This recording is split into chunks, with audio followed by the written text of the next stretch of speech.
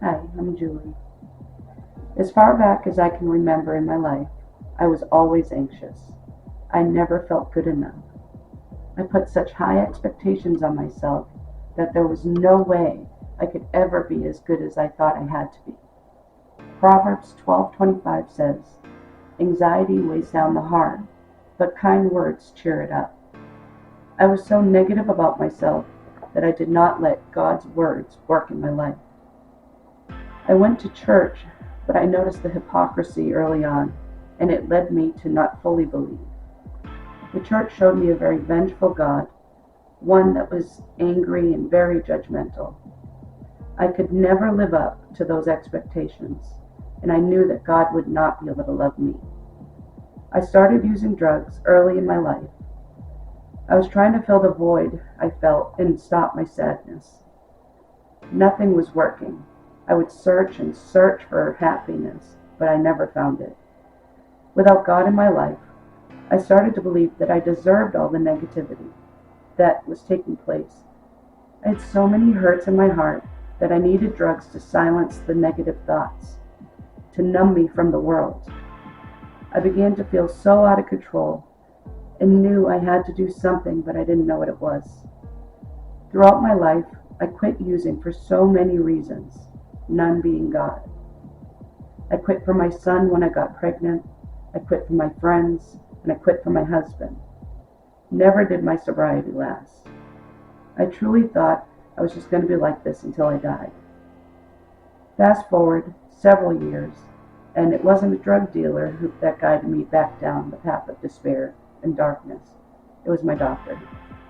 He began prescribing me opiates for a muscle condition that I had. At first, I took them like prescribed, but it didn't take long for me to begin to abuse them.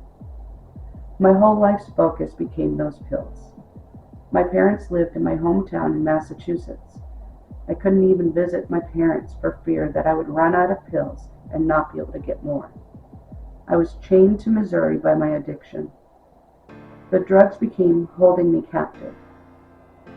They were the first things I thought of when I woke up, and they were the last things I thought of when I went to sleep.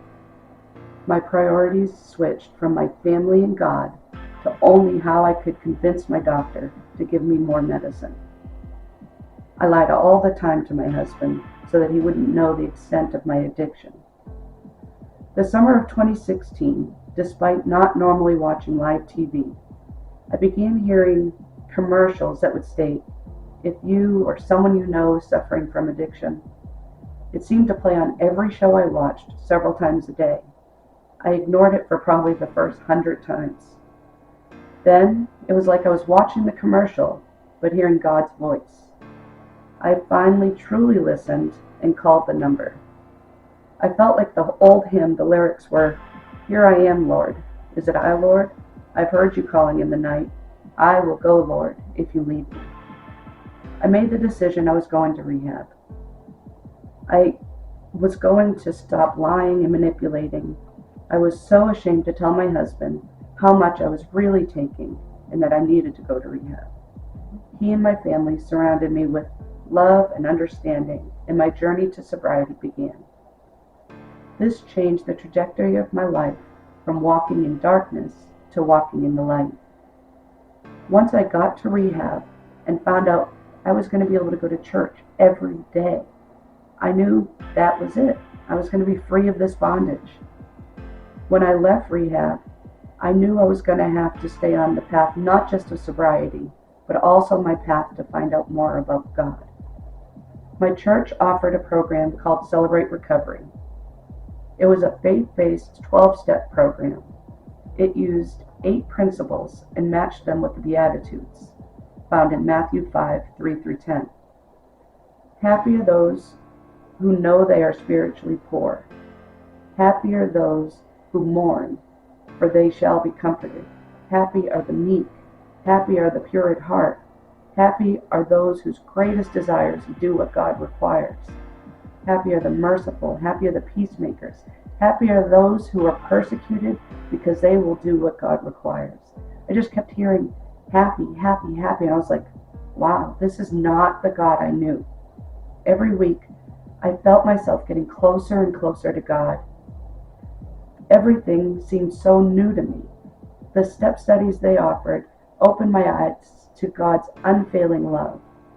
It let me look inward to what was actually causing all of my problems. Although I knew who Jesus was, it was like a filter came off my eyes, and I was able to see for the first time how great and He truly was. Along my journey, many songs stood out and hit home for me. It felt like that God had told the artist what to write just for me. Two of the songs were Matthew West's Broken Things and Lauren Daigle's You Say. The first verse of Broken Things is, "If grace had a kingdom, I'd stop at the gate, thinking I don't deserve it after all the mistakes that I've made." This summed up my whole life. I didn't feel worthy of anything, never mind God's love. I felt that He was so mad at me for all my mistakes in life, and that He probably gave up on me. Matthew 18:12 says, "If a man has 100 sheep, and one of them wanders away, what will he do? Won't he leave the 99 on the hill and go search for the one that's lost?" This was me. I was God's lost sheep. God never stopped loving me, and He never stopped searching for me. I am so blessed that He never gave up on me. In Lauren Daigle's song, she states, "You say I am loved when I can't feel a thing. You say I am strong when I think I am weak." I was finally ready to turn towards God and know that He loves me unconditionally. I literally turned my head to Him and raised my arms and said, "God, I believe." The ministry of Celebrate Recovery opened my eyes to the wonders of God's love. It gave me back my life. I was now ready to say, I am no longer going to be held in bondage. I will no longer walk in darkness. I am ready to accept God's promise. I now dedicate my life to Christ. I pray every day that people will see Christ through me. I want them to know that the answers to pain and despair and everything is Jesus. Now, when I look into the mirror, I no longer see an addict who doesn't deserve to be loved. I see a wonderfully created daughter of the one true God. I see someone who will inherit the kingdom of heaven, not because of anything I've done, but because He loves me so much and wants me with Him. I no longer listen to or believe the enemy's lies. I feel so loved all the time and enjoy the salvation of walking in Jesus. Thank you for listening to me. If grace was a kingdom, I'd stop at the gate, thinking I don't deserve to pass through after all the mistakes that I've made. Oh, but I heard a whisper as heaven bent down, said, "Child, don't you know that the first will be last, and the last get a crown?" Oh no, I'm just a beggar in the presence of a king. I wish I could bring so much more, but if it's true that you use broken things, then here I am, Lord, I'm all yours.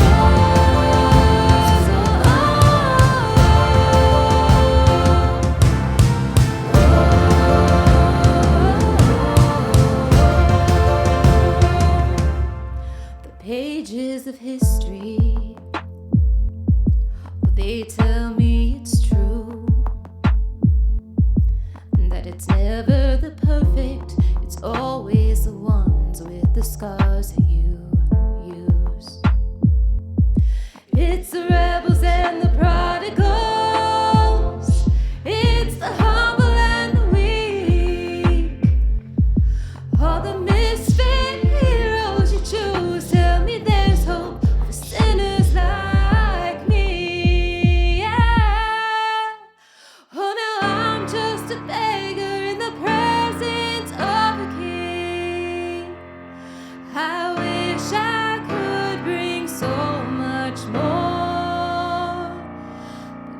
it's true.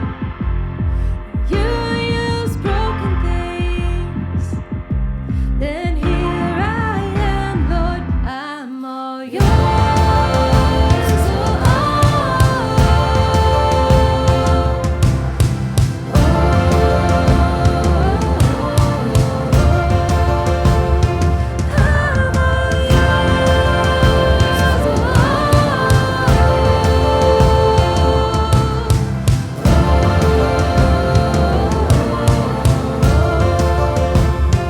Grace is a kingdom with gates open wide. And there's a seat at the table just waiting for you. So come on in.